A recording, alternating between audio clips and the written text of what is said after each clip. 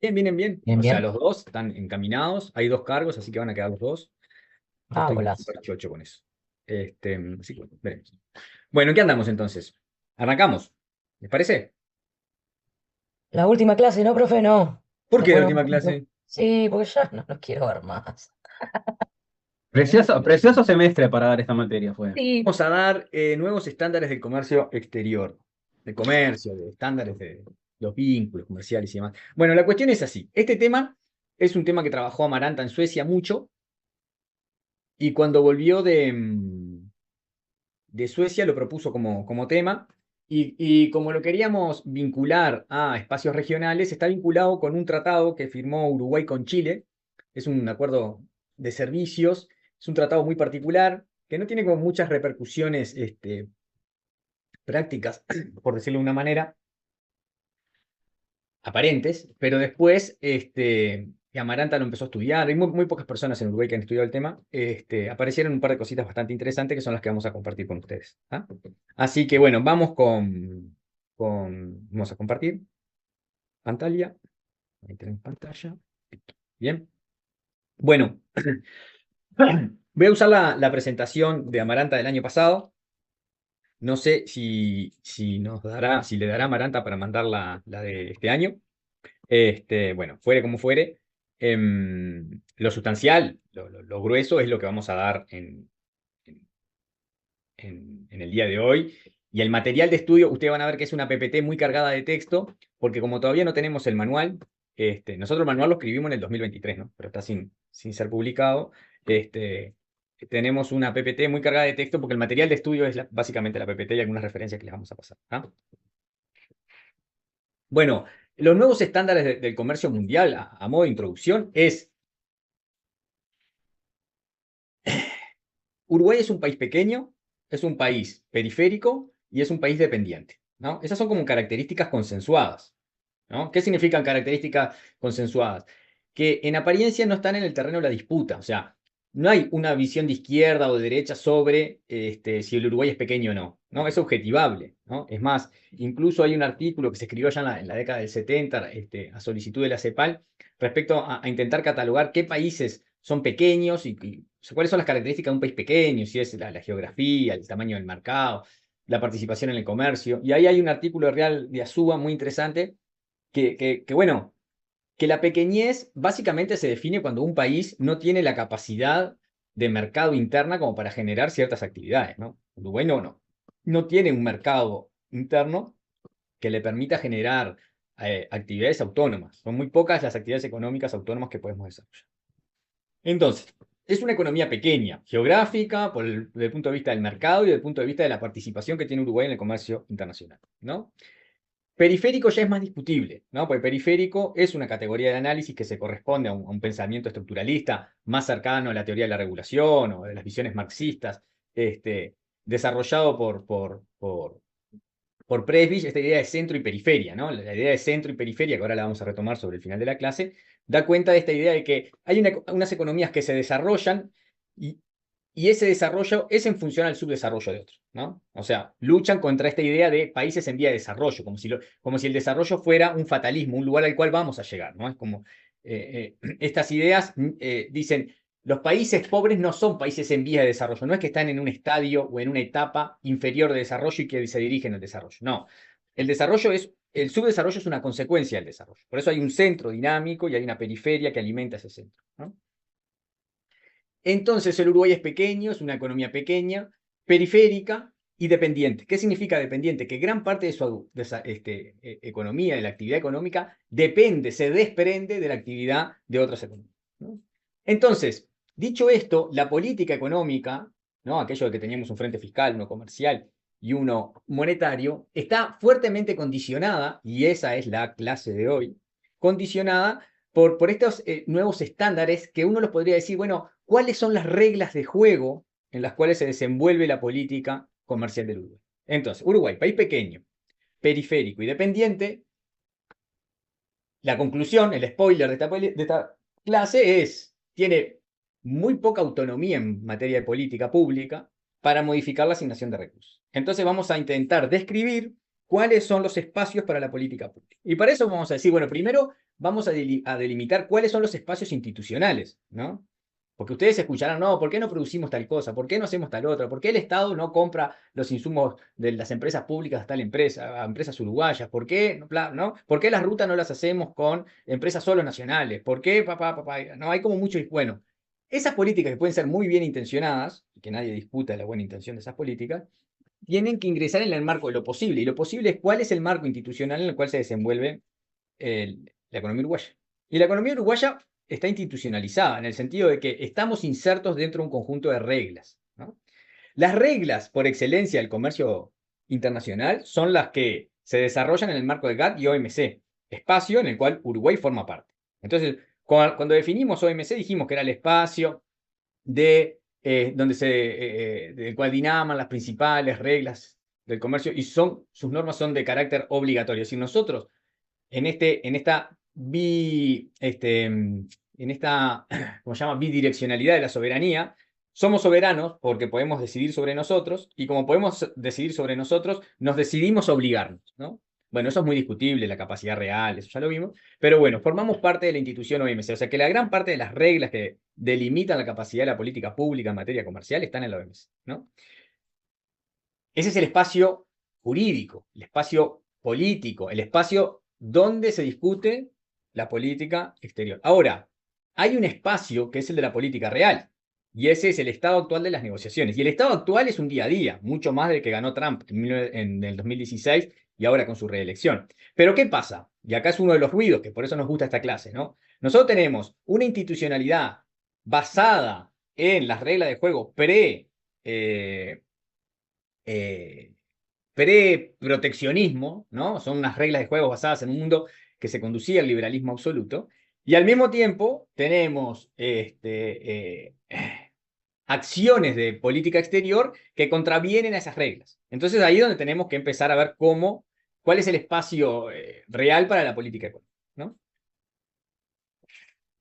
Y por último, que es, digamos, el por qué nació esta clase, es cuál es el espacio que tenemos las economías para poder desarrollarnos. Entendiendo el desarrollo, ¿no? Hay una definición de desarrollo, es una vez que unas economías fueron desarrolladas, el desarrollo fue eso, ¿no? Entonces, el desarrollo como la forma de emular, de copiar, de seguir a las economías desarrolladas, ¿no? Entonces, bueno, ¿cuánto de este contexto que estamos intentando escribir, cuánto? ¿Cómo? No sé si habla de manera personal los conceptos, si están siguiendo el PPT, dado que la misma sigue en el inicio. ¿No cambió la PPT? ¿No están No, viendo uno que profe, dice plan de clase? no. No, Dice profe. definición de estándares nada más. No, ya nada.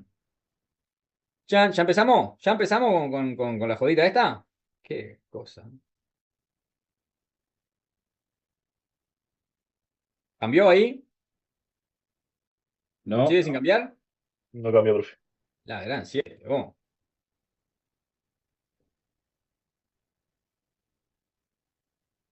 Ahora sí. Ah, Bueno, tengo que ir más para ahí está arriba. todo el texto que dijo que estaba. Ahí estoy en el título. Sí, sí, ¿Bajó? sí. Ahí está en plan de clase. Bien. Bueno, entonces, ¿cómo pueden? Igual estaban enumerando estos puntos, ¿está?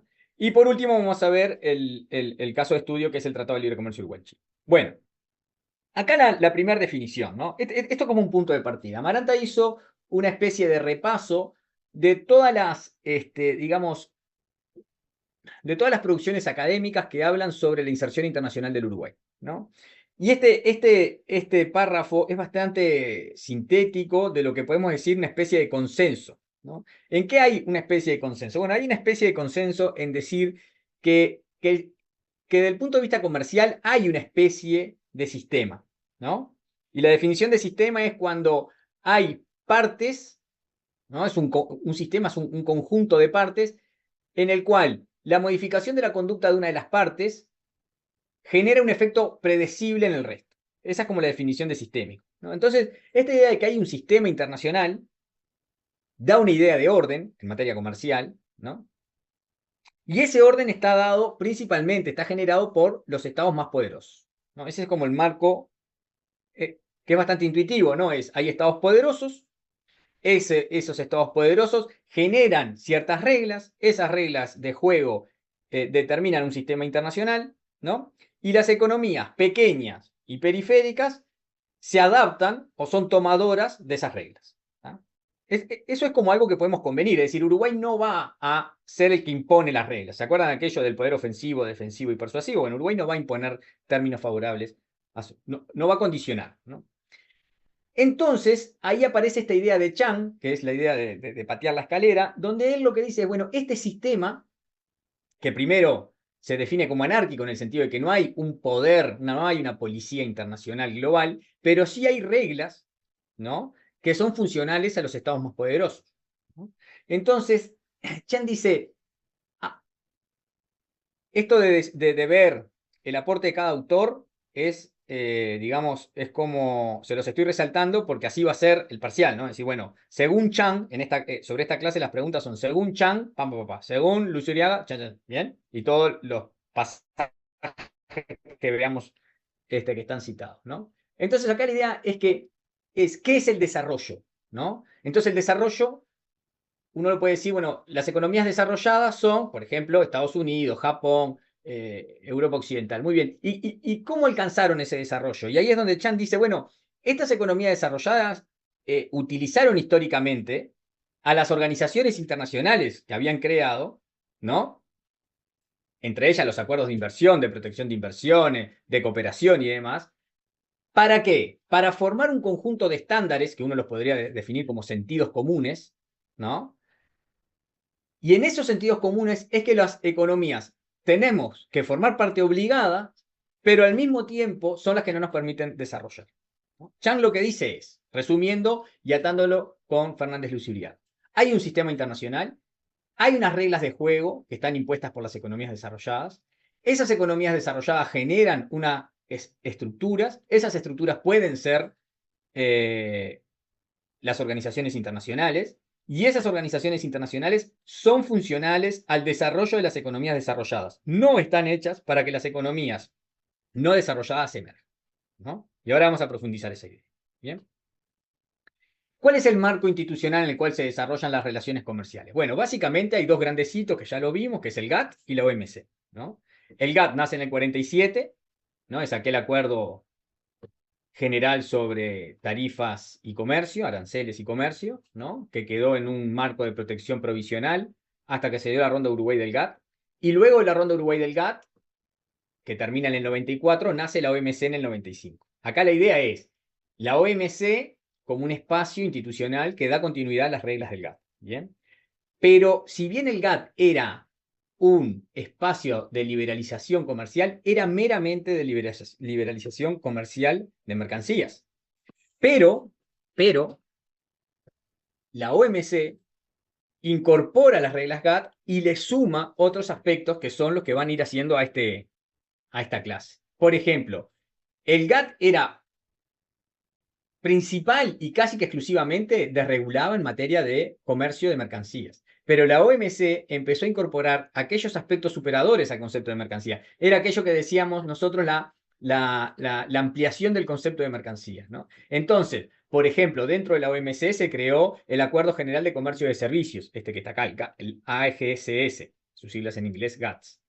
O el Acuerdo de Propiedad Intelectual, que es ADPIC. ¿Qué vamos a ver en los ADPIC? Bueno, los ADPIC son justamente eso, es cómo los países que se destacan por la innovación empiezan a reclamar derecho de propiedad intelectual, siendo que la historia de la humanidad es la historia de la universalización de los conocimientos, ¿no? Esta historia que yo siempre les digo, bueno, muy bien, ¿qué hubiese sido del mundo si el mundo árabe hubiese patentado las matemáticas? Y solo ellos lo pudieron haber utilizado. ¿Se entiende? ¿Qué hubiese sido si los alemanes hubiesen patentado la imprenta y solo ellos los hubiesen podido haber utilizado? ¿Qué hubiese sido si los ingleses que inventaron el motor a explosión, solo ellos pudiesen utilizar el motor a explosión? Y así sucesivamente con cada innovación. O los aztecas hubiesen patentado las semillas de maíz, como está pasando ahora con la biodiversidad que se está patentando, y maíz solo se hubiese podido plantar en Centroamérica. Y así con cada animal. Los indios hubiesen patentado las vacas y solo pudieran haber vacas en la India, porque las vacas son el origen es ahí. ¿Qué quiero decir con esto? La historia de la humanidad es la historia de la universalización del conocimiento, ¿no? Pero los países hoy desarrollados, y esto estoy parafraseando a Chang, ¿no?, una vez que alcanzan el desarrollo, ilegalizan los escalones que ellos pisaron para subir al desarrollo. Esa es la idea del patear la escalera. Hay una escalera que te lleva al desarrollo, los que suben ahí arriba patean la escalera y no dejan subir a más nadie. ¿Cómo lo hacen? Ilegalizando los escalones que ellos pisaron. ¿Y cómo es el instrumento? Bueno, los organismos internacionales son formas de ilegalizar escalones del desarrollo. ¿Bien? Entonces, el marco general en el cual estamos intentando insertar este concepto de nuevas estándares de comercio internacional es este. Los nuevos estándares de comercio internacional responden a una hegemonía, ¿no? Que no solo es de estados, sino también de empresas multinacionales, que es lo que vamos a ir reflejando con los siguientes autores. ¿Bien? Bueno, decíamos que el estatus actual es un estatus en convulsión. ¿Por qué? Porque si bien tenemos una orientación institucionalizadora tendiente a la liberalización del comercio, al mismo tiempo tenemos al principal agente liberalizador jugando al proteccionismo. Entonces, estamos en un momento de la historia muy particular, donde la principal potencia liberalizadora es proteccionista. Y acá si damos vuelta a la escalera es cuando el liberalismo se le dio vuelta a Estados Unidos y los chinos le empezaron a disputar la hegemonía global, aquellos escalones que estaban ilegalizados, que eran el proteccionismo, pasan a ser legales. ¿Por qué? Porque protege quien puede, no quien quiere. ¿No? Entonces, esta guerra arancelaria que está sugiriendo Trump, esto de que mostró una cartelera y le dijo, bueno, ahora se reunió con Lula y parece que Lula lo convenció a Lula, si le das media hora te pinta la cara, ¿no? Pero esto de le subo primero los aranceles a todo y después vemos, ¿no? Porque es una forma de negociación, que es siempre la del poderoso, ¿no? El poderoso es, primero te planteo el peor escenario, esto es lo que te va a pasar, y después de ahí a chico, ¿no? Bueno, a vos te voy a aumentar 100, a vos 60, a vos 80, ¿no? Y después eso es como global, y después los agarra uno a uno y los va picando como un queso. Bueno, esa política proteccionista, ¿se entiende? Esa política proteccionista es una nueva forma de implementación de patear la escalera, porque los países que estaban accediendo al desarrollo a través de las normas liberales, el ejemplo de China, ¿no? Ahora lo que se le impone es el proteccionismo. Bueno, en esa tensión tenemos una corriente institucionalizadora pro-liberalización, que es la OMC, por eso está estancada, y una corriente de la principal economía del mundo que está como en retroceso con la liberalización, ¿no? Entonces tenemos la OMC como marco institucional de liberalización, estancamiento de la ronda Doha, ¿se acuerdan que lo vimos en la clase pasada y la anterior, 2001 y 2002, ¿no? Distintos motivos que pueden explicar ese estancamiento. Y uno de esos motivos es que la OMC funciona por consenso. Es decir, funciona por consenso y nada está acordado hasta que todo esté acordado. Entonces, se negocia, se avanza, pero si hay algo que no está acordado, eso tranca el consenso. Entonces, todo lo que está atrás queda trancado. ¿Y qué está trancado? Y bueno, aumentar la liberalización de los bienes en los cuales los países de clima templado, por ejemplo, tenemos ventajas comparativas. Y eso está trancado, ¿no? Por lo que vimos en la clase de comercio agrícola. La OMC es el espacio de liberalización multilateral. Una vez frenado eso, ¿qué se reforzó? El vis a vis, las negociaciones bilaterales, país con país, país con región, región con región. Y eso es lo que vamos a ver ahora, ¿no? Vamos a ver cómo los nuevos estándares del comercio se están bilateralizando, regionalizando y sectorializando. Esas son las tres ideas fuerzas, ¿no? El multilateralismo a través de la OMC se frenó, se estancó, porque ahí hasta que no está todo acordado, no hay nada acordado. Y porque ahí se precisa consenso. Una vez trancada la ronda Doha, el multilateralismo, volvemos a un nivel inferior. ¿Cuál es el nivel inferior? El vis a vis. País con país, país con región, región con región. Y ahí se dan los tres fenómenos. ¿Cuáles son los tres fenómenos? Bueno, lo primero es que la liberalización se regionaliza. Y segundo, se sectoraliza, porque ahora lo que vamos a ver es que los tratados o los acuerdos ya no son acuerdos globales, sino que, bueno, vamos a liberalizar el comercio de servicios. Vamos a hacer un acuerdo de protección de inversión. Uruguay, por ejemplo, tiene tratado de protección de inversiones bilaterales con muchísimos países.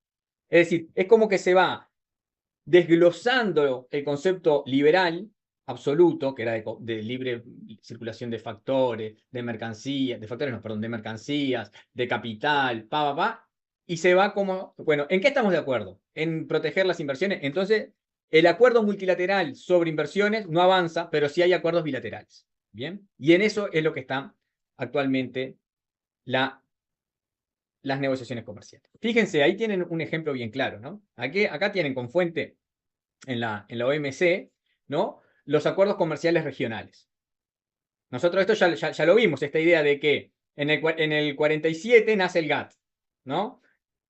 Primero con 22 países, son poquitos, se empieza a avanzar. ¿Cuándo realmente se dinamiza el GATT? A partir de la década del 70, lo que ya nosotros llamamos la segunda globalización, ¿se acuerdan? ¿No? En esta segunda globalización empiezan a aumentar, fíjense, acá tiene en negro el número acumulado de acuerdos regionales en vigor, ¿no? ¿Y cuándo dijimos que explotaban? Y explotaban acá. ¿Y por qué explotaban en esta década del 80? ¿Sí, Silvana? Profe, ¿y por qué no aparece nada en el 47, en el 48, cuando se inició el GATT? Porque acá lo que tenés graficado son las notificaciones de mercancías que van a estar en un acuerdo comercial regional, las notificaciones de servicio, que eso ya sabemos que es post 90. Después, las adhesiones a los acuerdos existentes. Primero tienen que formarse los acuerdos. Y acá está el número acumulado. ¿Por qué acá no hay nada desde el 40 hasta el 70? ¿Qué te hace pensar, Silvana, que no hay acuerdos regionales? No hay acuerdos regionales porque no hay nada que excepcionarse aún. ¿No habían quizás reglas bien definidas No, como lo lo que está establece? Sí. Vos acordate, ¿por qué firmábamos tratados de libre comercio? Para exceptuarnos a la cláusula de nación más favorecida. La cláusula de nación más favorecida se establece con la OMC, ¿no? Nosotros tenemos la cláusula de nación más favorecida del GATT, pero el GATT era obligatorio solo para los países que lo firmaban. Al principio van 22 países. Uruguay entra en el 53. ¿Bien? Ahí empiezan, ¿se acuerdan que el primero empieza el concepto de arancelización? Todas las trabas comerciales, ponerle aranceles, pero quedaban aranceles gigantescos todavía.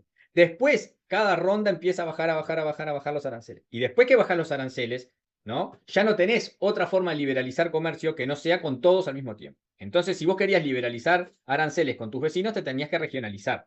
Eso fue lo que hicimos nosotros, por eso están todos los tratados de libre comercio, están entre el 80 y el 96. Acá está el grueso. Estos son los acumulados. Después, como ven, cada vez que avanzaba la OMC, cada vez que avanzaba se firmaban nuevos acuerdos. ¿Bien? Por eso es que antes no tenés acá. Porque acá no tenías que exceptuarte de nada, porque no había un mundo liberalizado todavía. Empieza el proceso de liberalización que se consolida en la ronda Kennedy en el 70. ¿Bien? Bueno, ¿qué vemos acá? Acá lo que vemos es que el número, las notificaciones son, ¿se acuerdan que para que un acuerdo comercial sea una excepción, por ejemplo, para que el Mercosur sea una excepción a la cláusula de nación más favorecida, es decir, que las concesiones, privilegios que se dan entre Uruguay, Brasil, Argentina y Paraguay no se las tengan que dar al resto del mundo, a China, México, Canadá, China, etcétera, tienen que estar protegidas en un acuerdo comercial regional. Que no importa si es un TLC, una unión aduanera, un mercado común, no importa, tiene que ser un acuerdo comercial regional. Y ese acuerdo se tiene que notificar a la OMC. ¿Recuerdan eso? Bueno, para que para que sea una excepción a la cláusula más favorecida, tiene que estar registrado. Y después se efectiviza. ¿Tá? ¿Qué vemos acá? Que empiezan a eclosionar los tratados de libre comercio, en realidad los acuerdos comerciales regionales, ¿no? Y se van acumulando, por eso la línea negra va creciendo.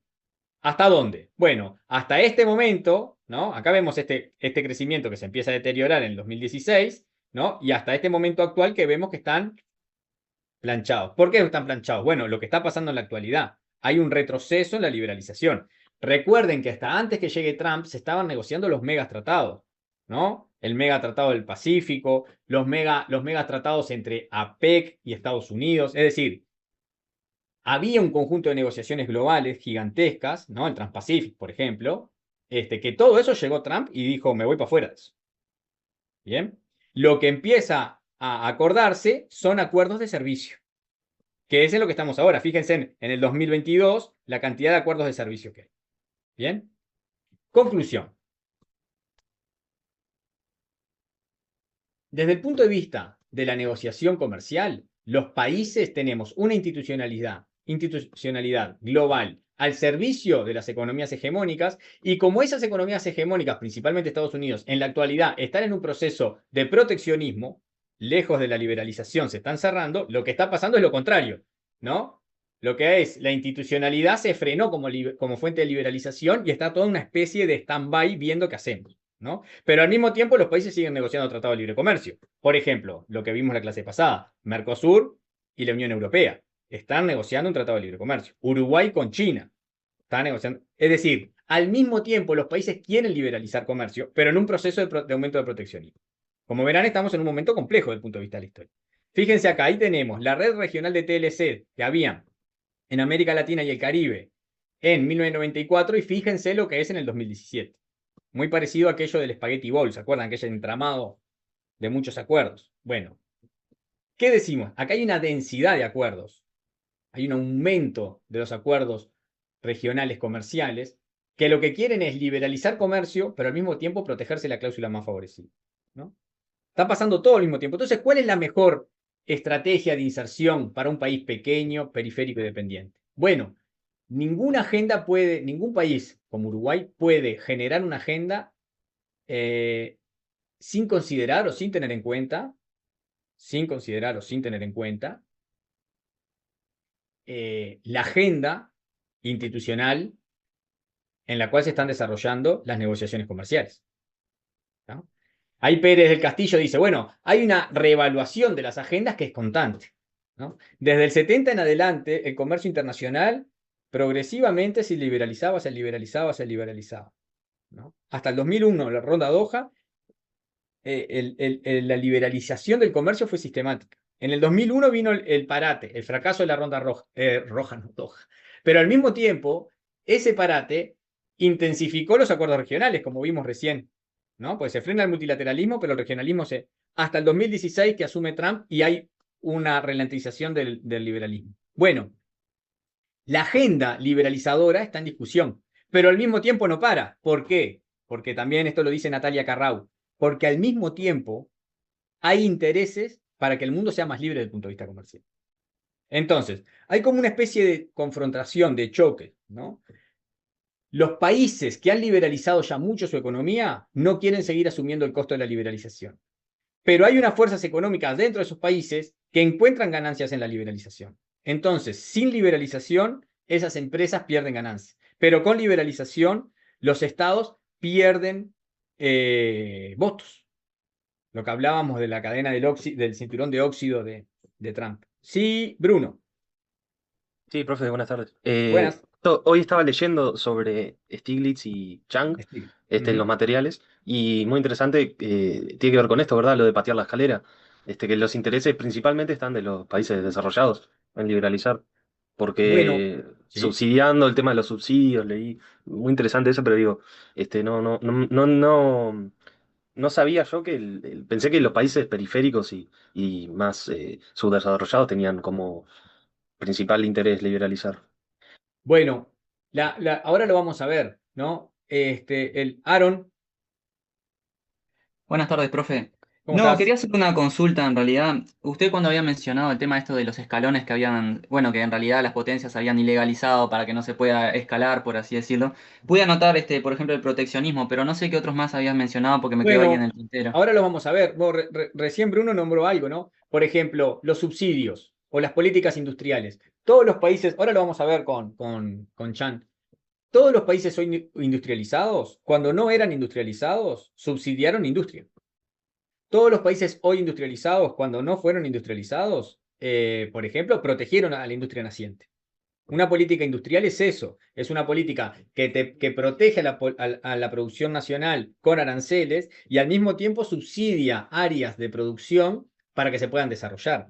Todo eso hoy en las reglas de la OMC está ilegalizado, ¿no? Entonces eso es lo que Chan denomina la ilegalización de los escalones, ¿no? Los subsidios, la protección a la industria naciente, la propiedad intelectual, ¿no?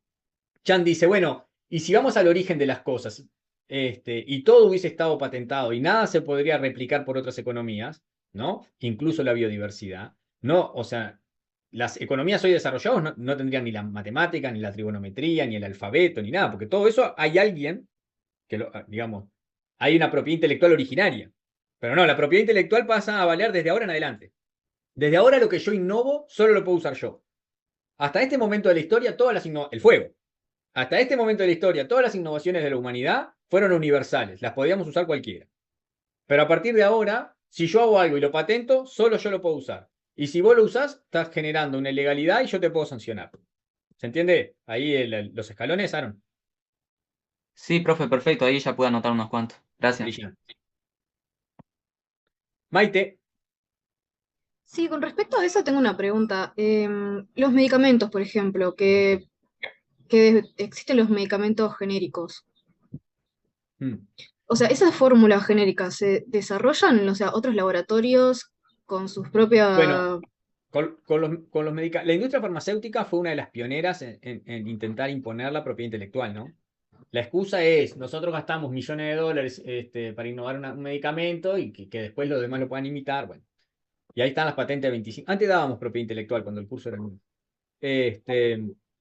Entonces, la manera, digamos, de garantizarse un mercado exclusivo era a través de la propiedad intelectual, ¿no? Lo que ocurre es que hay dos países, ¿saben cuáles son los dos países que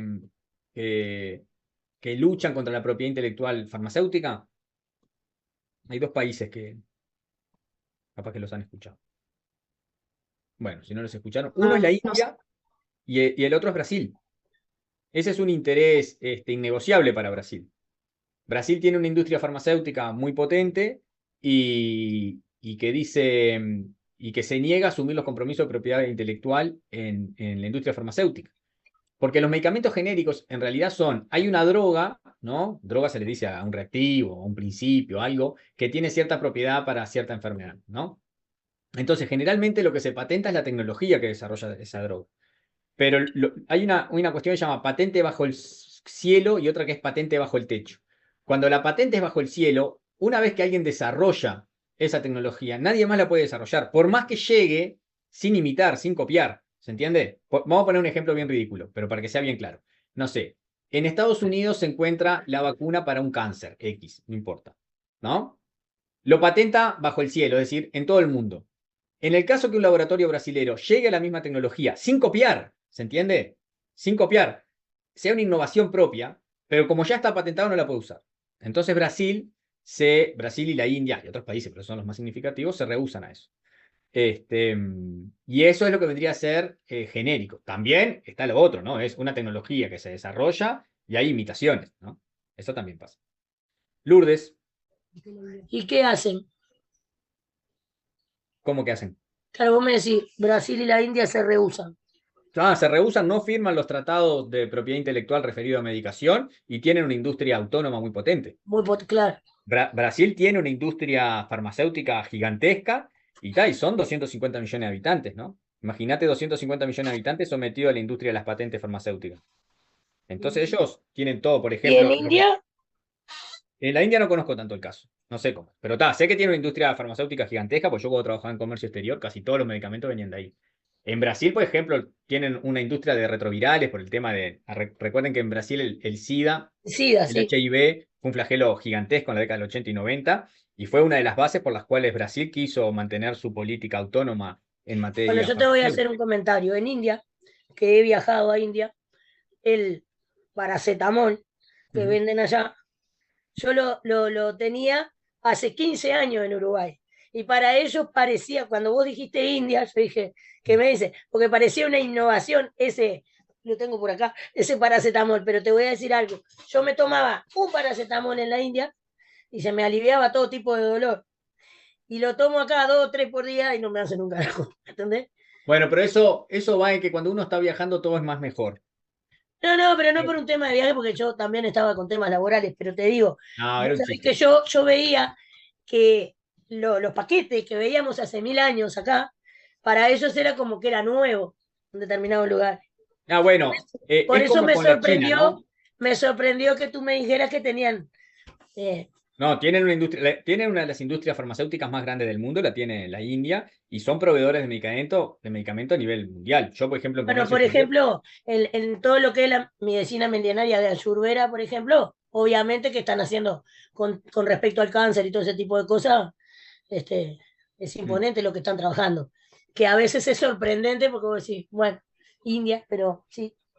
Sí, no, lo que te quería decir es que con India pasa lo mismo que con la China, ¿no? O sea, no existe la India, no existe la China. Hay varias Indias y varias Chinas, por regiones, por lugares de desarrollo. Hay lugares que están en el siglo XXI, otros están en el siglo XVII, ¿no? Eso también. Y también, como en la India funciona un sistema de castas, la democratización del acceso a las cosas es distinto, ¿no? Entonces, bueno, hay que tomar. Lo que sí no es distinto es que la India y Brasil tienen una política en materia de propiedad intelectual de proteger la industria farmacéutica, ¿no? La autónoma, ¿no? Entonces no se obligan irrestrictamente a los tratados de propiedad intelectual justamente por eso, ¿no?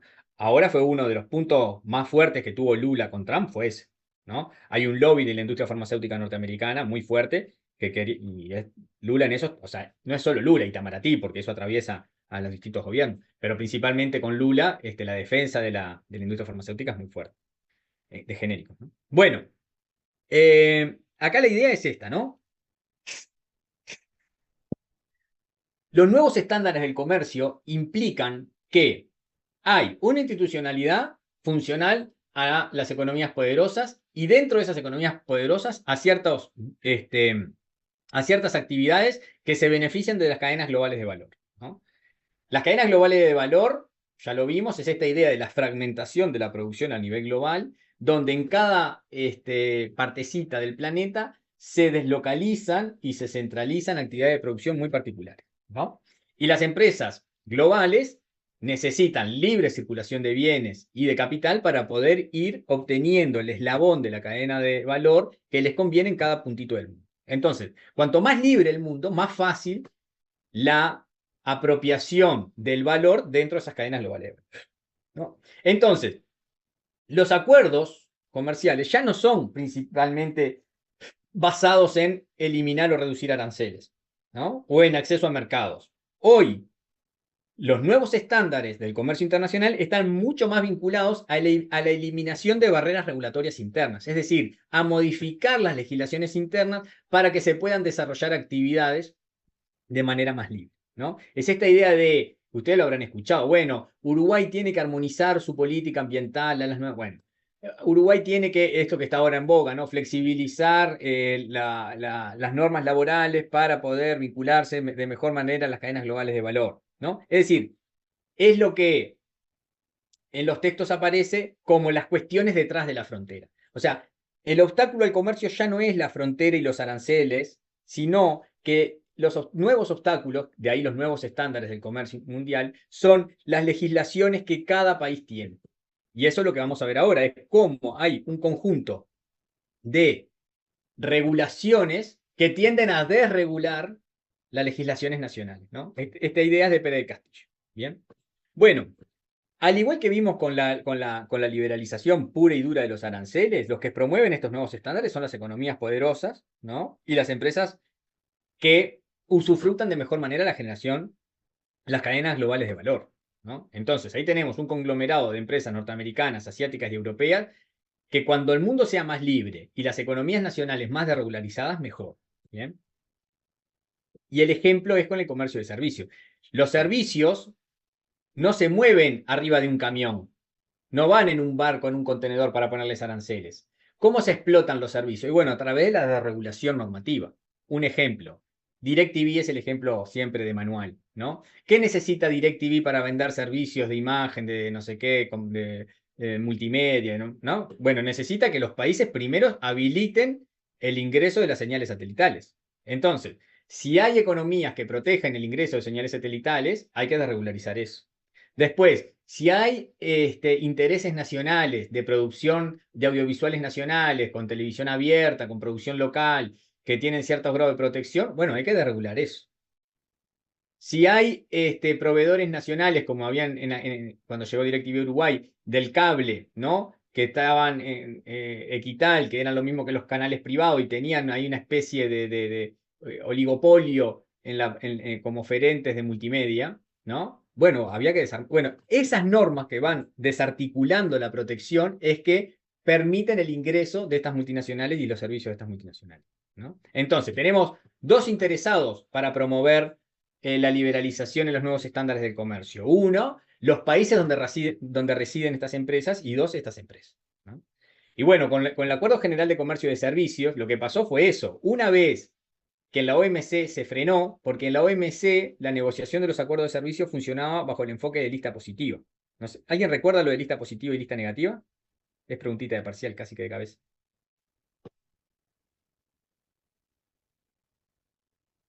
Chanan, chanan, chan, chan, chanan.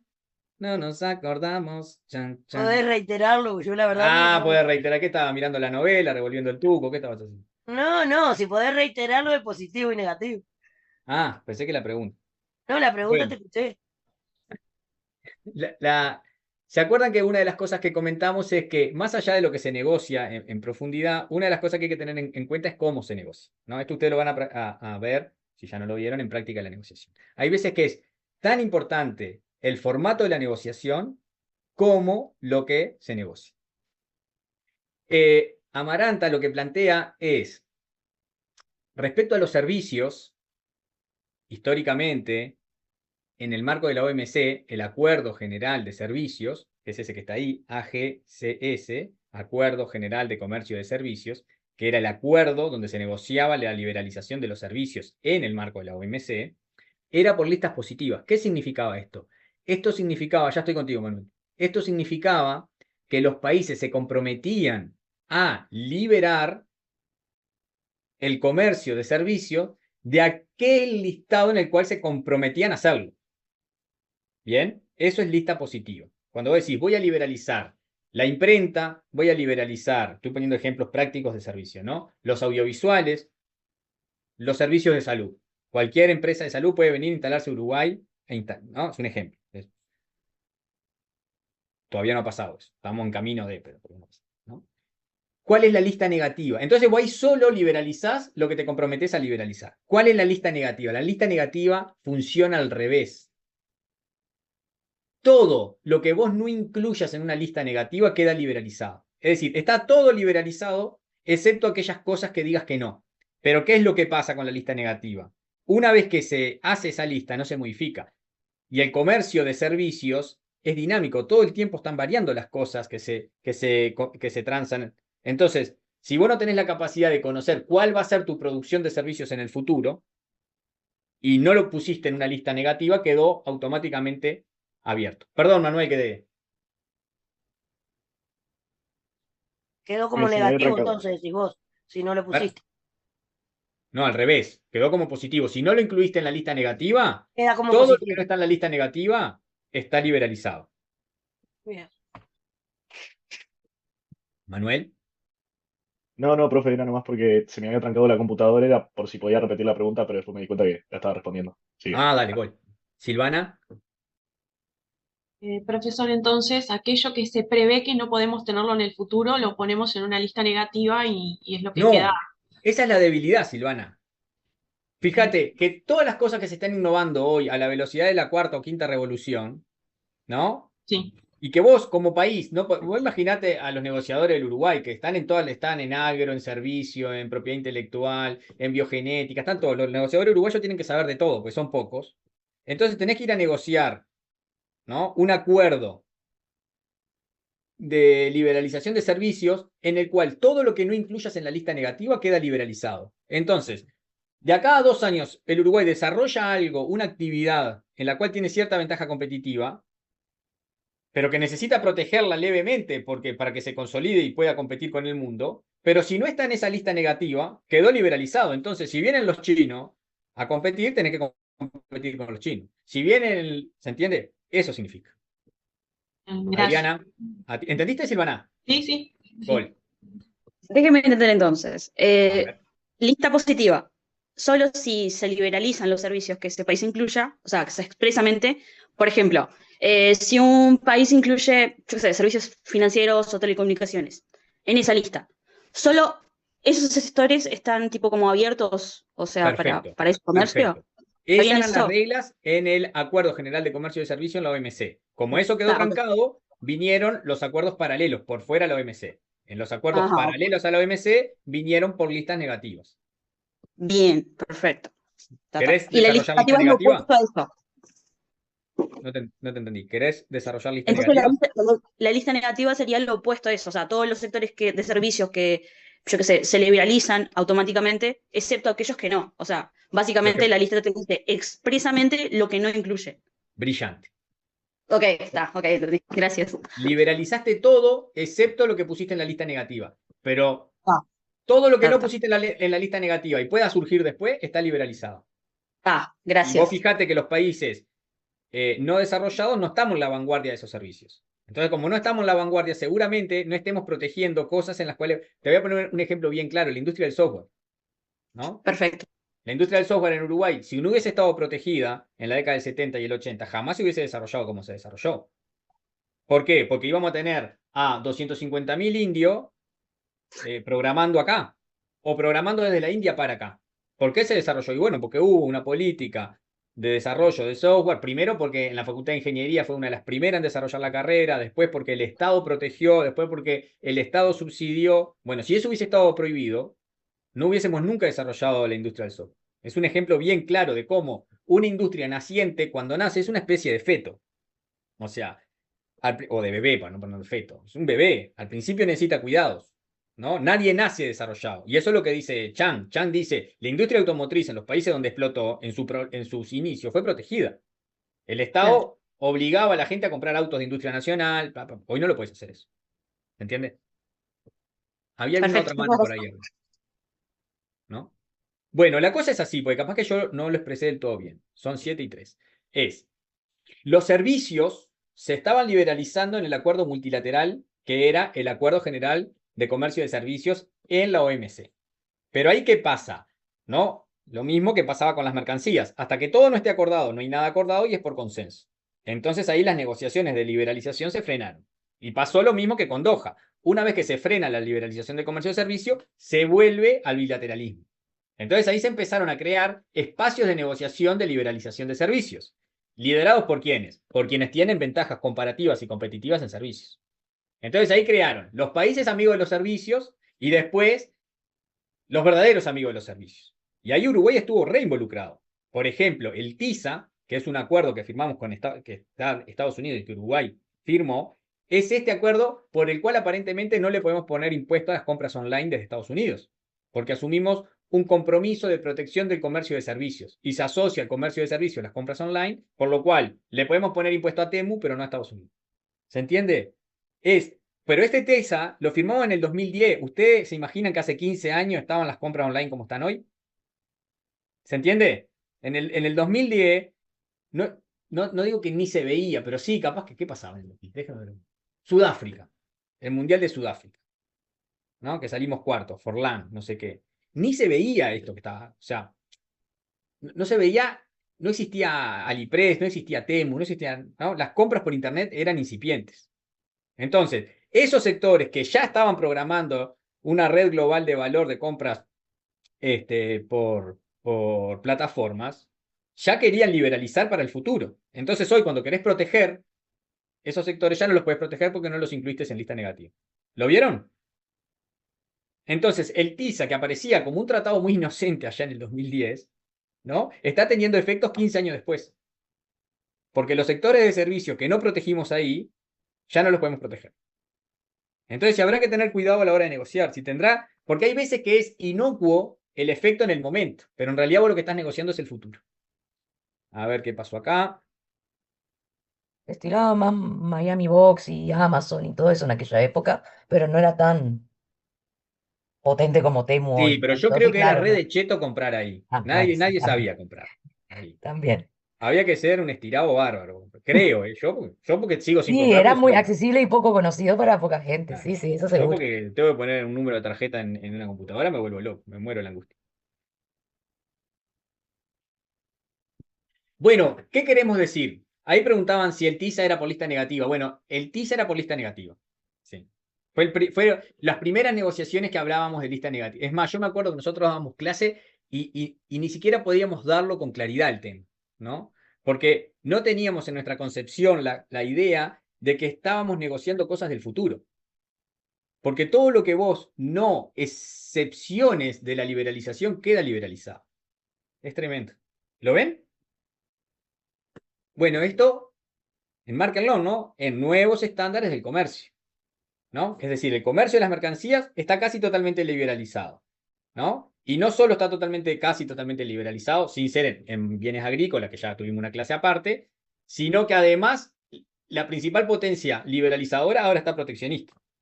Pero en paralelo hay unas fuerzas de actividad que quieren liberalizar el comercio de servicios. Y ahí estamos. Está pasando todo al mismo tiempo, liberalización, proteccionismo, todo al mismo tiempo. ¿Cómo venimos, pequeños?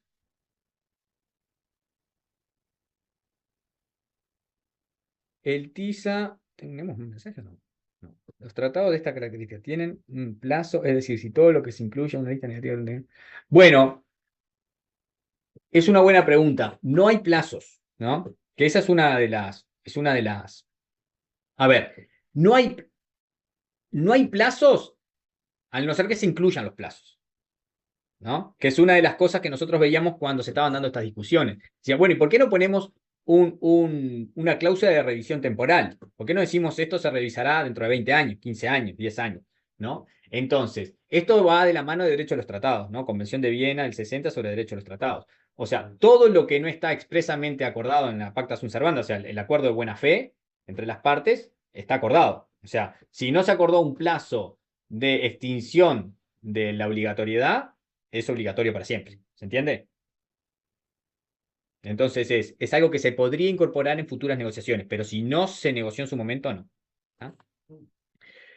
Bueno, el comercio electrónico, ustedes fíjense, ¿no? En el 98 la OMC puso en marcha un programa de trabajo sobre comercio electrónico. En el 98, imagínense, yo estaba entrando a la facultad en el 98, ¿no? Yo no tenía ni mail en el 98.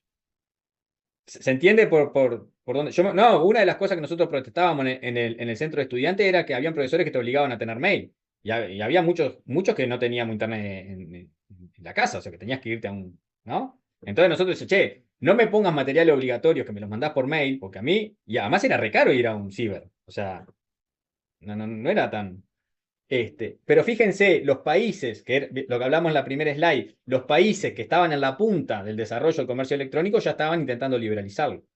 Nosotros no teníamos internet todavía. O sea, sí había internet, pero no de uso masivo, ¿no? ¿Se entiende lo que estamos diciendo? Entonces, ahí donde vos ves cómo las economías que dominan una tecnología, otra vez Chan, quieren liberalizarla. ¿Y qué te quieren decir? Bueno, vos después no, el Estado no puede decir que no se puede rehusar a consumir datos de tal empresa. Si viene ITT, ¿no? Nosotros pues siempre tuvimos Antel, que fue una empresa que siempre tuvo su interés autónomo, entonces siempre estuvimos como vigilante con telecomunicaciones y eso nos permitió tener una empresa pública, ser bastantes autónomos en cierta medida, y hoy somos proveedores del mundo. Google tira el cable para acá, ¿no? Nosotros tenemos la base de datos en Pando, ¿se entiende? Es decir, somos bastante autónomos, pero porque tuvimos un plebiscito en el 92 que protegió las empresas. Sin empresa pública, vos no tenías yo no estoy diciendo ni que sea buena ni mala, por más que tengo mi opinión, ¿no? Pero sin empresa pública, vos no tenías la capacidad autónoma de generar telecomunicaciones de forma privada. Ninguna empresa privada en el Uruguay hubiese tenido la capacidad de desarrollar telecomunicaciones. La única manera era garantizando un monopolio, dándole un mercado fijo, mercado cautivo, precios monopolio, y ahí se desarrolló. Después que se desarrolló, liberalizá. Después que tenés músculo, que es lo que le pasa ahora. Compite con Claro, compite con Movistar y no pasa nada. Vienen proveedores de internet y no pasa nada. ¿Por qué? Pero primero la nació, después la cuidaste, la fortaleciste y después la largaste a competir. Eso es lo que dice Chan que hay que hacer con todas las empresas. Bruno. Sí, de ahí que no. Me quedó grabada la frase de que ninguno de estos procesos es espontáneo en sí mismo. No. Porque, mira, mi padre me contaba que, no sé si está bien, porque no me acuerdo, fue hace mucho, que Antel fue de las pocas, cuando fue la crisis, que no se fundió, digamos. Pero en parte es porque es estatal. Eh, Bueno, en los países, en todos los países que se desarrollaron actividades de punta, esta es una frase de Chang, en ninguna es generación espontánea. Ninguna es el mercado que desarrolló por sí. El mercado puede haber dado el marco institucional, puede haber dado los incentivos correctos y demás, pero el Estado es el que guía. Cuando digo el Estado no es que tengan que ser públicos, ¿no? No estamos hablando de que las empresas sean públicas. Lo que estamos diciendo es que todo proceso necesita cierta protección, cierta garantía del mercado, cierto fortalecimiento, subsidio, transferencia de recursos del sector público al privado. Esas cosas pasan, así se desarrollan las actividades. Eso es lo que dice Chang, ¿no? Chang lo que agarra es, lo primero que se pregunta es quiénes son las economías desarrolladas. Lo segundo que se pregunta es qué hicieron las economías hoy desarrolladas para ser desarrolladas. Y después hay una frase que la vamos a ver un poquito más adelante, es los países que no eran desarrollados y hoy lo son, cuando no lo eran, aplicaban las políticas que hoy prohíben, ¿no? Esa es la idea. Cuando no eran economías desarrolladas, hacían todas las cosas que hoy dicen que están mal hacer. Subsidiar, proteger, incentivar, garantizar mercado, etc.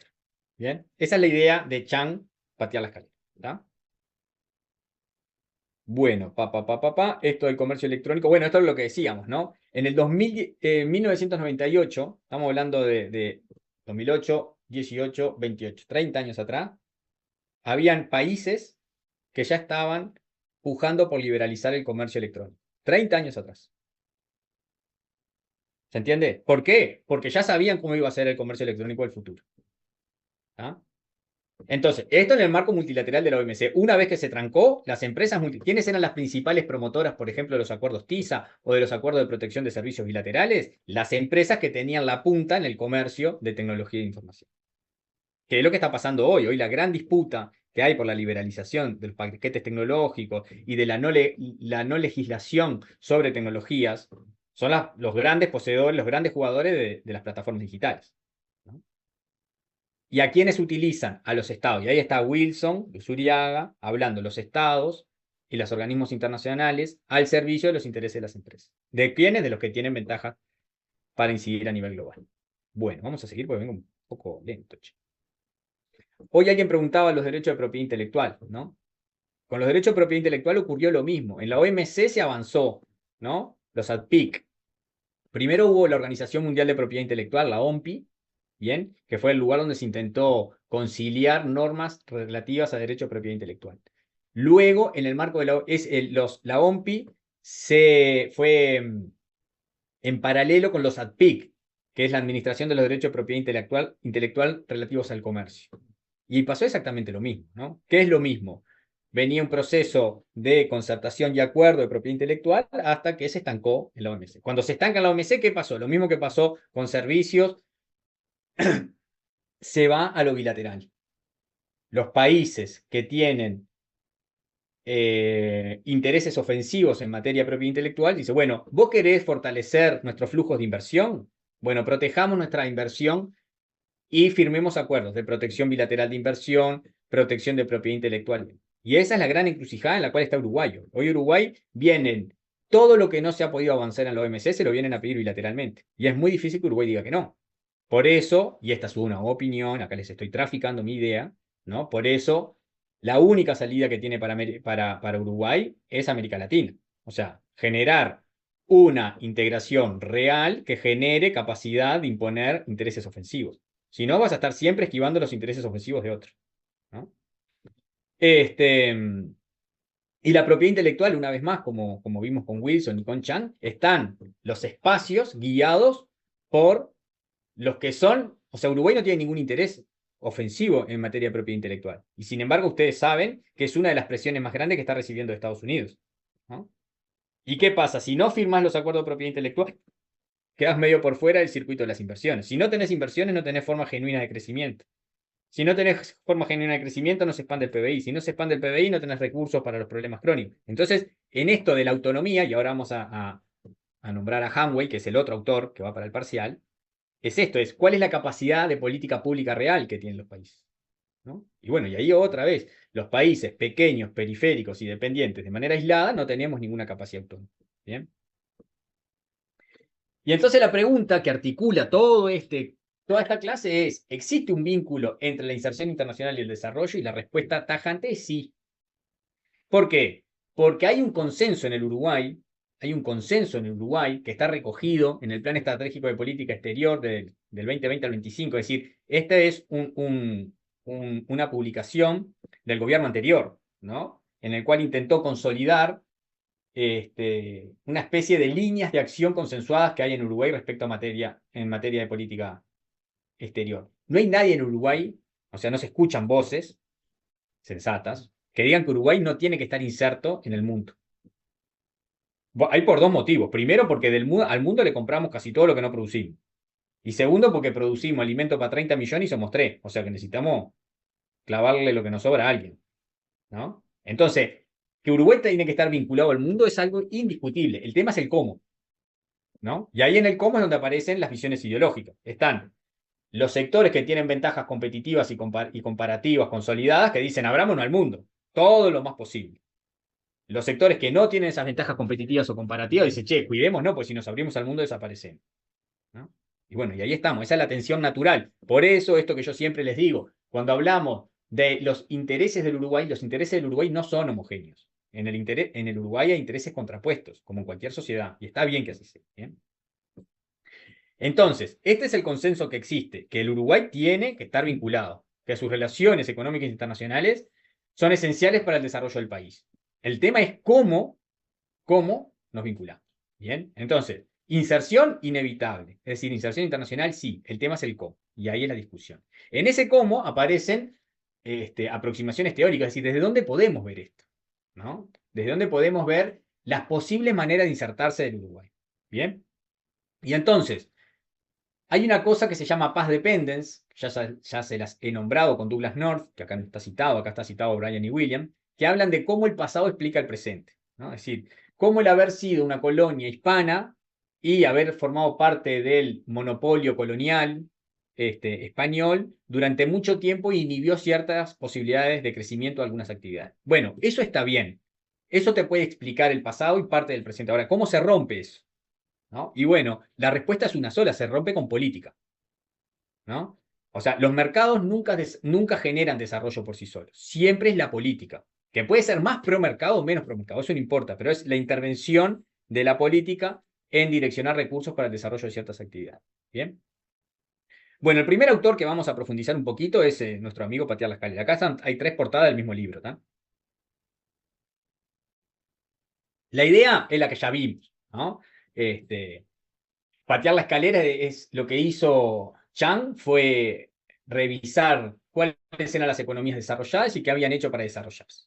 Y lo más interesante es que se basó en un trabajo de Friedrich List, que es un alemán, o austríaco, no me acuerdo ahora, perdón, pues me olvidé, que el punto de partida es ¿qué hicieron las economías hoy desarrolladas cuando no eran desarrolladas? Esa es la pregunta, ¿no? Entonces, y la respuesta es, hicieron todo lo que hoy las economías desarrolladas dicen que no hay que hacer. Y en el extremo dicen, tanto List como Chang, las economías hoy desarrolladas promueven a las economías no desarrolladas lo que ellos no hicieron. Les dicen, ábranse, no protejan, no subsidien y quiten al Estado. Que fueron todas las cosas que ellos hicieron cuando no eran economías desarrolladas. Y entonces ahí esta idea bien gráfica, ¿no? O sea, treparon los escalones del desarrollo y una vez que llegan al desarrollo, patean la escalera para que nadie pueda subirse. La del medio es la más gráfica, ¿no? La portada del medio. Acá está lo que les acabo de decir, pero mejor dicho. Horacio. Un ejemplo burdo con lo que usted está planteando, ¿no? Pero es como esa gente que ahora los influencers que venden cómo hacerse ricos. Más o A menos. verte, no entendí el ejemplo. Hay muchos influencers ahora que venden cómo hacerse ricos y justamente hay que hacerse rico siguiendo lo que ellos dicen, pero no es necesariamente lo que ellos hicieron para hacer dinero. Ah, bueno, sí, no lo veo tan claro, pero entiendo por dónde venís, entiendo por dónde venís, sí, sí, a ver qué hay un mensaje. Alemán, sí, gracias. List es alemán según Adriana Duarte, que Chang era coreano, sí, eso lo tenía, Corea del Sur. Corea del Sur es un lindo ejemplo, porque Corea del Sur era una economía que en la década del 60 tenía un atraso relativo peor que el Uruguay, ¿no? No es el caso de una economía desarrollada que estuvo en la primera ola del desarrollo, sino que era una economía subdesarrollada que se desarrolló, ¿no? Entonces es un ejemplo muy interesante de cómo generó una política de industrialización. Sí, Manuel. Profe, una consulta. ¿Cómo entraría China, por ejemplo, en en esta teoría? Porque en realidad justamente no empezó como, por lo que tengo entendido, no empezó como una economía, empezó a desarrollarse junto a las otras economías, pero sin embargo llegó a lo que es hoy, ¿no? Bueno, China es un caso atípico porque lo primero que tiene China es que está lleno de chinos, ¿no? Y parece una bobada, pero son 1.100 millones de cristianos, o sea, cristianos en el sentido de personas, no religiosos. Entonces ya tiene una cosa, es que son 1/8 de la población del mundo. Entonces tiene una de las cosas que es mercado.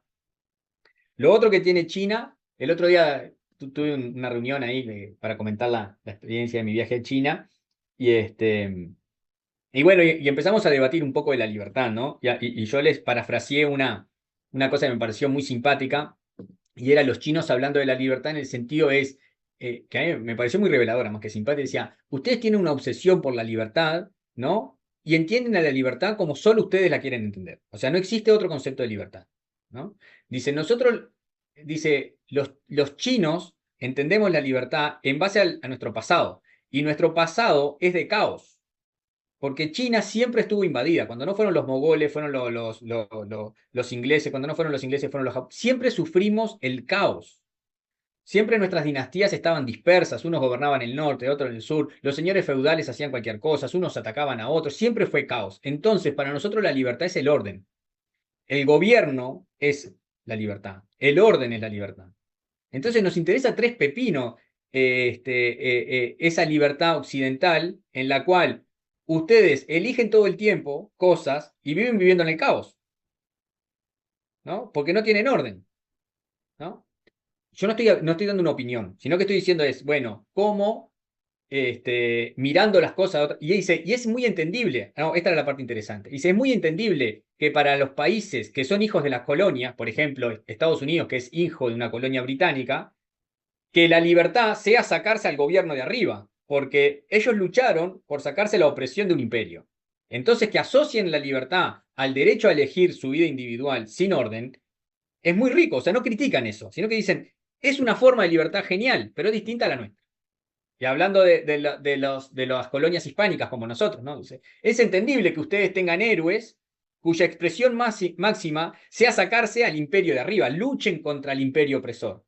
Nuestros héroes son los que nos dieron cohesión, unidad en China, los que dijeron, che, hablábamos 200 lenguas, dicen, ¿no? Entonces nos peleábamos hasta porque no nos entendíamos. Entonces cuando vino una dinastía que dijo, bueno, el mandarín va a ser la lengua, bueno, volviendo, China, desde el punto de vista económico, no ingresó a la regla de la OMC hasta el 2001. No ingresó a la regla de la OMC hasta el 2001. Entonces, al no haber ingresado a la regla de la OMC hasta el 2001, estuvo por fuera de la cláusula de nación más favorecida. ¿Pero qué tenía China? Un mercado gigante donde todo el mundo quería ir. Yo no sé si les puse el ejemplo de los subtes. ¿Les puse el ejemplo de los subtes? ¿De Beijing? ¿No? No. Bueno, una de las cosas que a mí me sorprendió de China fue las primeras clases que tuvimos, que fueron con autoridades del gobierno, son muy autocríticos, ¿no? O sea, ellos se sienten atrasados todavía, dicen que la punta de la tecnología está muy lejos de ellos, ¿no? Todo eso lo tienen como muy claro. Y dice, ¿cuál es nuestra ventaja? Nuestra ventaja es que el capitalismo sufre de gula y no tiene largo plazo. Entonces, en Beijing hay 50 millones de habitantes en la ciudad, ¿no? Lo que era Pekín, Beijing es lo mismo, ¿no? 50 millones de habitantes. Y no teníamos subte hace 30 años. Y no sabíamos hacer subte. Entonces hicimos una licitación internacional, ¿no? Bueno, estábamos entre dos empresas, una francesa y una alemana. La terminó siendo una empresa alemana. Cuando vino la empresa alemana, nosotros le dijimos, ¿ustedes qué quieren? Y no sé, nos pidieron que le garantizáramos 10 millones de boletos por día. Bueno, no hay problema. Ustedes van a tener los boletos que ustedes quieran. Se suba o no se suba gente, nosotros les vamos a pagar eso. Ahora, enséñennos a hacer subtes, ¿no? Entonces, ellos no saben lo que es, ¿no? Son como 3 ciudades enterradas abajo de Beijing, te atravesás 100 kilómetros, 50 kilómetros, 20 minutos, fantástico. Dice, bueno, entonces, estaban toda la empresa alemana haciendo los subtes, pero con todo nuestro ejército de ingenieros, arquitectos atrás aprendiendo, ¿no? Entonces, a los 20 años aprendimos a hacer subtes. Ya no precisamos más a los alemanes para hacer los subtes en China. Y dice, ¿saben quién les está haciendo el último subte en Berlín? Nosotros los chinos. ¿Se entiende?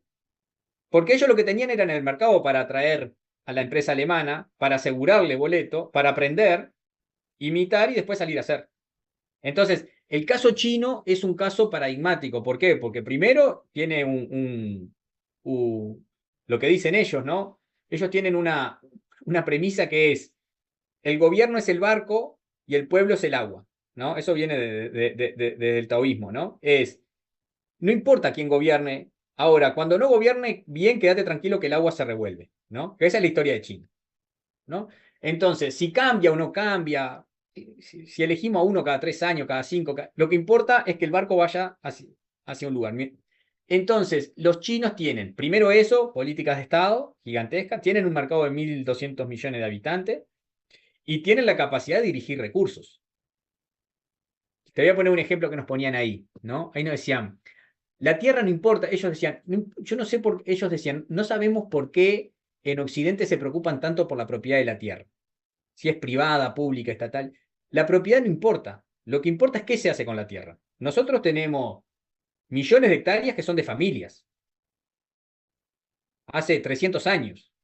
Y no nos interesa que el Estado vaya ahí, porque esas familias trabajan bien esas tierras. Ahora, lo que no se puede hacer es lo que quiera con la tierra.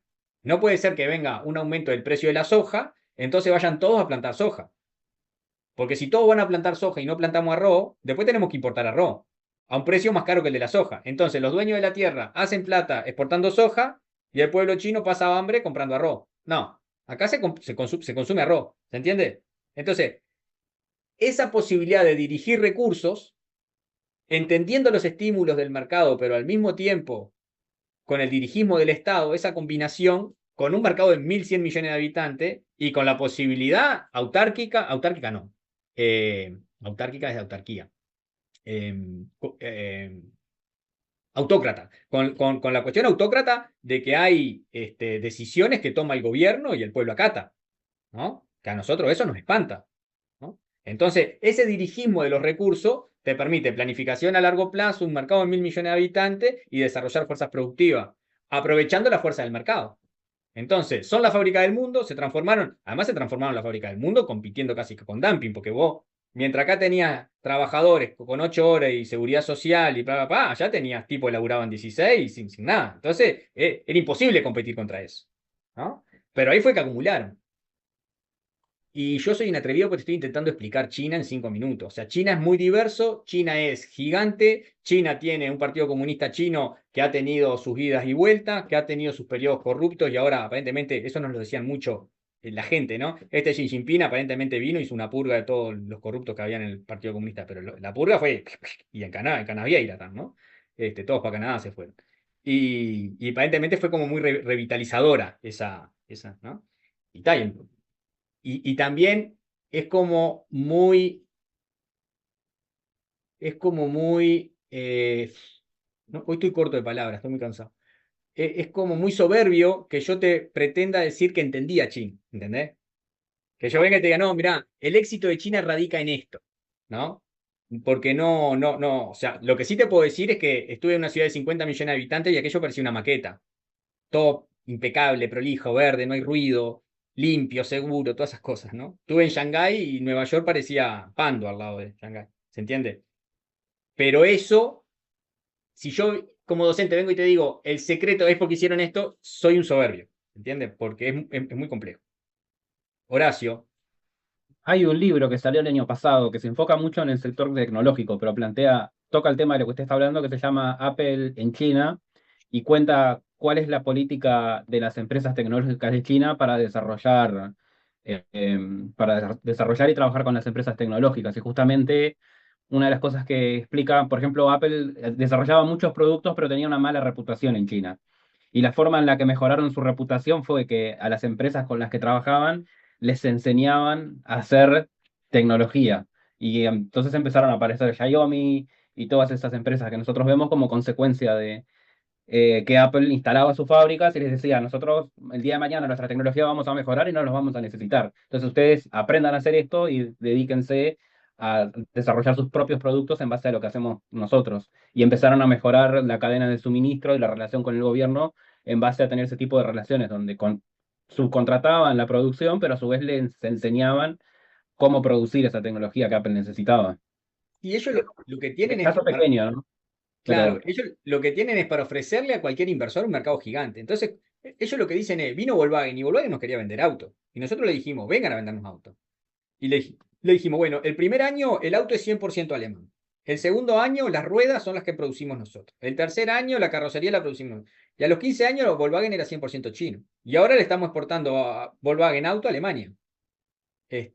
Nosotros en Uruguay, está claro que esa posibilidad no tenemos. Bueno, vamos a seguir porque no nos va a dar el tiempo. Bueno, recuerden, es una PPT con mucho texto. Gran parte de estas cosas yo ya se las comenté. La idea es que ustedes vayan y quiero ir a... Esto es todo Chang. Esta idea de que, bueno, los países desarrollados promueven unas políticas de liberalización que son las que ellos no usaron cuando se desarrollaron. Esa es la idea central, y después ustedes la profundizan. ¿Bien? Y acá tenemos lo del espacio político nacional para el desarrollo. Robert Hanway, es un autor, yo lo usé para mi tesis de maestría. Básicamente lo que dice es, bueno, dice, ¿cuál es el espacio político efectivo que tiene un país para desarrollar políticas públicas tendientes al desarrollo? Y entonces Hanway lo que dice es, bueno, el espacio de política pública efectiva que tiene un país va a depender del país. Hay países que van a tener un espacio muy amplio de autonomía y otros que van a tener un espacio muy limitado, ¿no? Y la gran diferencia es entre países desarrollados y países no desarrollados. Bien. Está más explicado detalladamente en el texto siguiente obligatorio. Bien. Gracias. Che, ¿no querés ser porque es la segunda vez que me decís cosas que están. Ah, no, ahora esta fue Silvana, hoy fue Adriana. Ah, no, pensé que era la misma. Iba a decir si querían ser ayudantes.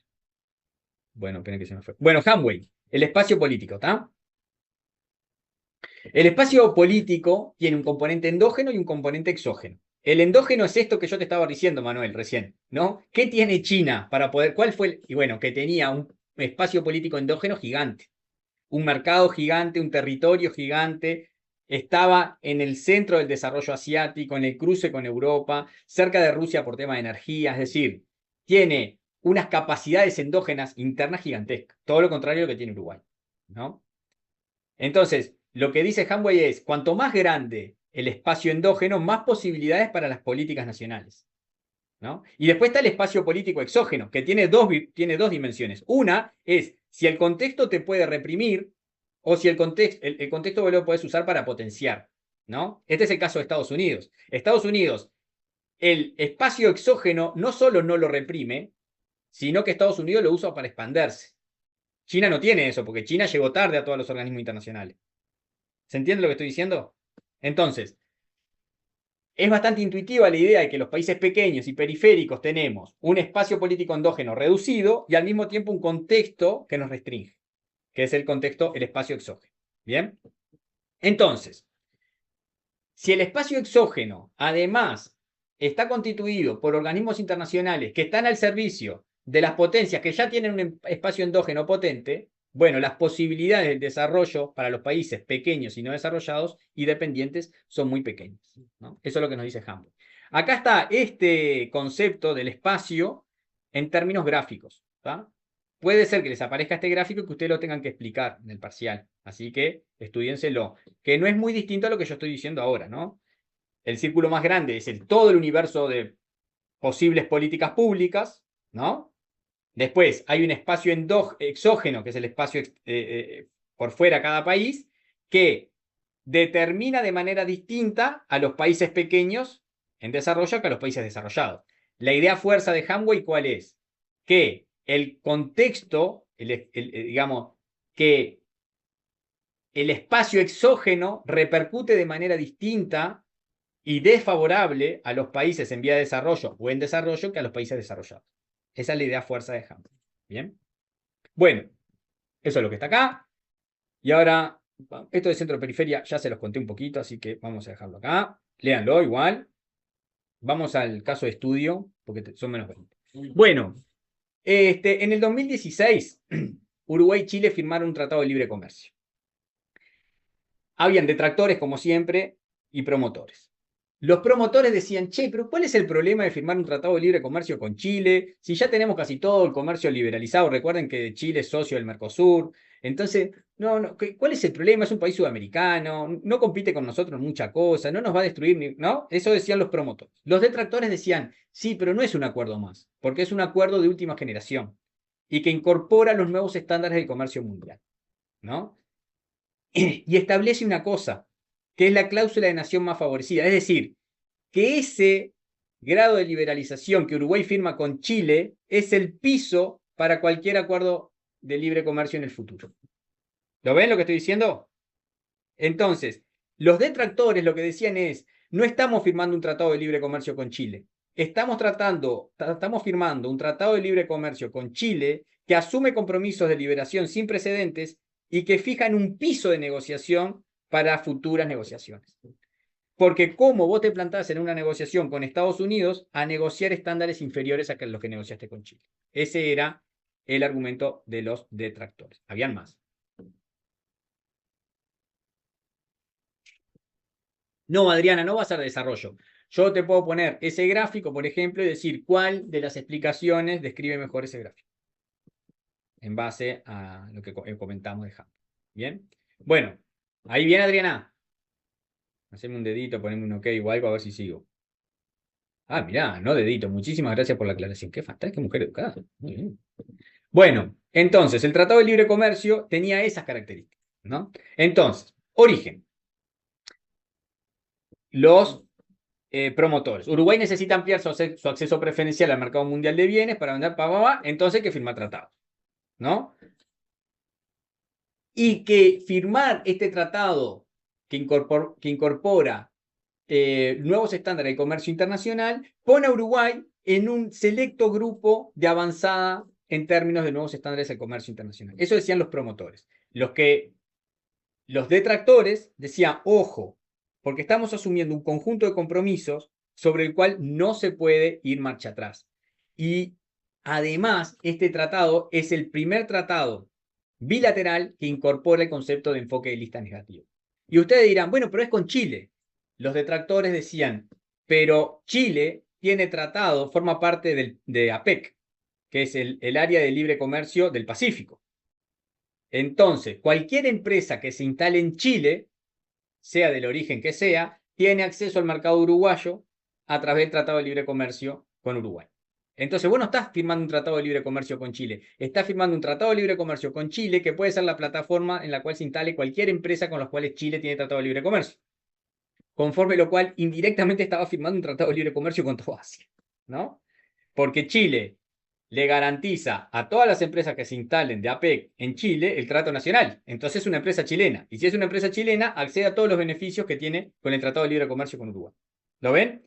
Y como incorporaba un acuerdo sobre servicios y tenía lista negativa, todas las cosas que no estuviesen en la lista negativa, ¿qué pasaba? Ya que levantaste la mano, Juan, ¿qué pasa con eso? Todo lo que no está incluido, ¿queda qué?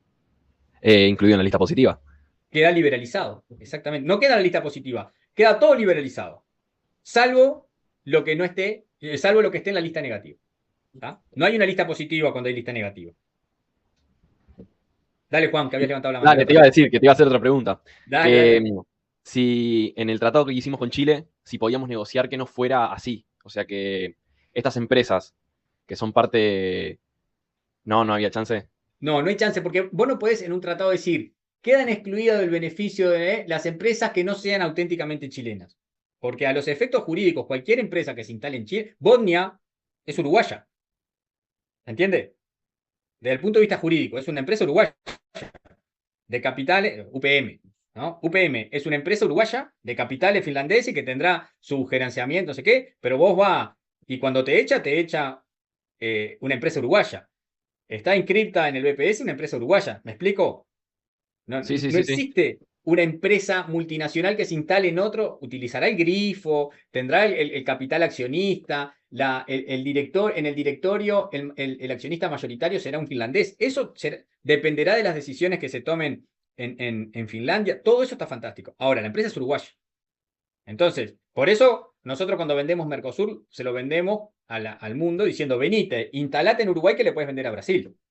Las empresas automotrices chinas que vienen a instalarse en Uruguay no vienen a instalarse en Uruguay por el mercado uruguayo, sino para poder vender. Claro, para introducirse al Mercosur, sí. Exacto. Es la misma lógica. ¿Lo viste, Juan, ahí? Sí, ahí lo vi, tal cual. Brillante. Que usan Uruguay como puerta para el mercado de Mercosur. Sí. Y bueno, los detractores del Tratado de Libre Comercio con Chile decían eso. No estás firmando un tratado con dos países subdesarrollados, estás firmando un tratado con toda la posibilidad de Asia meterse a Uruguay vía Chile, ¿no? Incluso Estados Unidos, porque en APEC está Estados Unidos. Bueno, hay un par de cláusulas del Tratado de Libre Comercio con Chile, son menos 10. Una es el statu quo, ¿no? Que es esto que yo les decía hoy. El grado de liberalización en cada país en el momento de la firma del acuerdo se preservará, es decir, no hay marcha atrás, ¿no? Eso está expresamente dispuesto en el acuerdo. Y lo otro es la cláusula trinquete, ¿no? Que cualquier futura modificación de las medidas disconformes solo puede hacerse para lograr mayor liberalización, ¿no? Y que nada se puede proteger, ¿no? Eso es una de las cosas que los detractores más hincapié hacían. Bueno, por acá me voy quedando, porque son menos 10 y quiero liberarlos. Che, respecto a ver alguna preguntita, bueno, son menos 10, no nos da mucho el tiempo. Los temas son todos los temas que vimos desde el primer parcial en adelante. Y todos los que han cursado, los que han seguido el curso, yo he sido bastante expreso en qué cosas iban a ir. O sea, las preguntas van a ir por ahí. No se van a encontrar con ninguna pregunta que no hayamos trabajado. Incluso las de hoy, yo antes de dar la clase revisé el examen, ¿tá? Y vi tanto las preguntas que hay para la mañana y para la noche, y puse unos ojitos y les dije, autor de este concepto. ¿Ah? Así que, no, todavía no. Victoria, ¿te acordás que dije, vamos a hacer lo siguiente? Yo voy a necesitar ver cuántos alumnos se presentan al parcial y en base a eso ver si humanamente puedo corregir la prueba de exoneración o no. ¿Ah? Y lo otro que les reitero, por favor, hoy es el último día para dar clic para ver si van a dar el parcial o no, porque voy a mandar a imprimir los parciales hoy. ¿Tá? O sea, me los van a imprimir mañana. Así que hasta las 10 de la noche que termino la otra clase, tienen tiempo. Circulen por WhatsApp, hagan lo que quieran, pero tienen que dar... Y yo voy a ir con el que no dio clic, se quedó sin parciales, así que es bien fácil. Sí, Manuel. Profe, perdón, si podía explicar eso de dar clic en dónde, porque yo Hay capaz una que me perdí encuesta eso. o algo de eso, no sé cómo se llama, en EVA, arriba del todo, que te pregunta, ¿vas a hacer el parcial? Vos tenés que poner sí. Si pones sí, El segundo parcial. el segundo parcial. Ahí va. Hay una encuesta, vos pones sí y yo mando a imprimir tu parcial. ¿Está? ¿Qué dice Perfecto, Catalina? gracias. No me quedó claro si será múltiples opciones de desarrollo. ¿Y cómo no te va a quedar claro? Si lo dije 200 veces. No has venido nunca, Catalina. 300 veces lo dije esto. ¿El parcial o la prueba, Catalina? Ah, me escribiste solo a mí. Eso es porque sabes que estás preguntando cualquier cosa.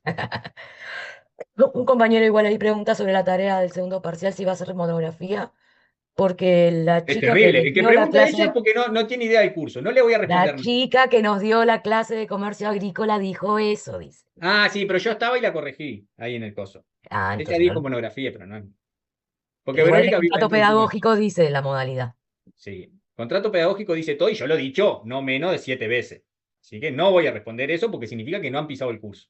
Si no pisaron el curso, fantástico, estaban en todo su derecho, miren básquetbol, pero yo no voy a responder eso. A ver, o sea que ahí te iba a tener que explicar. Ah, mirá cómo te corregiste.